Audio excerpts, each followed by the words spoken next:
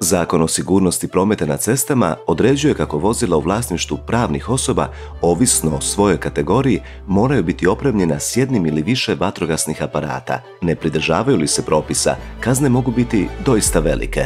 Znači, zakon je predvidio čak 5 do 25 tisuća kuna kazne za sve pravne osobe, a njih ima preko 150 tisuća takvih vozila u Hrvatskoj, ako nemaju vatrogasni aparat.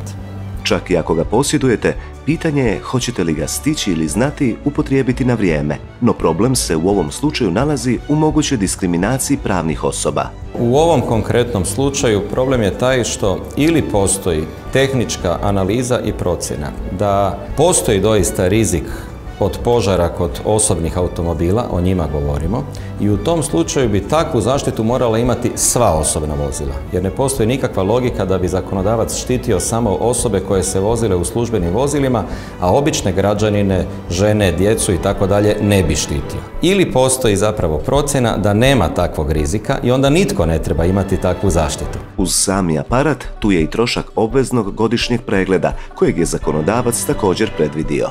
Također sam dobio podatke, koliko je meni dostupno, da nijedna zemlja nije došla do odluke i zaključka da bi sva vozila to trebala imati. Što znači da je taj rizik teoretski postoji, ali on ipak možda u onoj mjeri da zapravo to vozila ne bi trebala imati, a zapravo pričamo o financijskom teretu. Ovo su pripadnici javne vatrogasne postrojbe grada Zagreba. Njihova reakcija na svaku intervenciju manja je od minute, pa tako i kada su u pitanju automobili u plamenu, a svaka je pomoć dobrodošla. A svaki vatrogasni aparat može do dolaska vatrogasaca požar barem prigušiti i s time automatski smanjuje štetu na vozilu dok vatrogasci ne dođu i do kraja pogase sami požar. Filmske eksplozije automobila vrlo su rijetke i skoro nemoguće ukoliko nije riječ o namjerno izazvanom događaju. Ukoliko se nađete u takvoj situaciji, ključno je biti smiren. Ako dođe do požara u vožnji, obavezno zaustavite auto. Ugasite motor, povucite ručnu kočnicu, jer nikad ne znate u toj svojoj brzini da li ste na nizbrdici ili niste. Osigurajte auto da auto dalje ne krene i obavezno nazovite vatrogasce. Obavezno ih nazvati na broj 193, tako da mi dobijemo informaciju i da možemo krenuti prema vama. Za sve koji se nikad nisu susreli s aparatom za gašenje požara, evo i kratkog tečaja. Aparat ima na sebi naljepnicu koja i slikovito i opisno govori kako se aparat aktivira.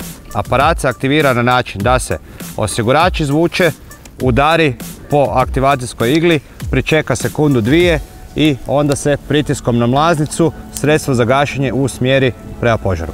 Znači nikad nemojte ići niz vjetar, to jest stanite se da vam je vjetar s leđa. Spustite mlaznicu, nikad nemojte okomito, nego uvijek lagano, vodoravno. Ovo je manji aparat koji služi za osobne automobile. Ovo je 3 kg praha, postoje još takvi aparati sa 1 i 2 kg praha. Oni na sebi u većini slučajeva imaju znači manometar koji mora biti kazaljka u zelenom području i znate da je aparat spreman u tom trenutku za upotrebu. Razlika u aktivaciji između ova dva aparata je što kod ovog manjeg samo izvučete osigurač i držeći pritiskom na ručicu kroz mlaznicu odmah usmjeravate. Vidite li ovaj aparat kao koristan dodatak svojoj sigurnosti bez obzira na zakone, ipak imajte na umu da su stručno osposobljene osobe ipak najbolji izbor.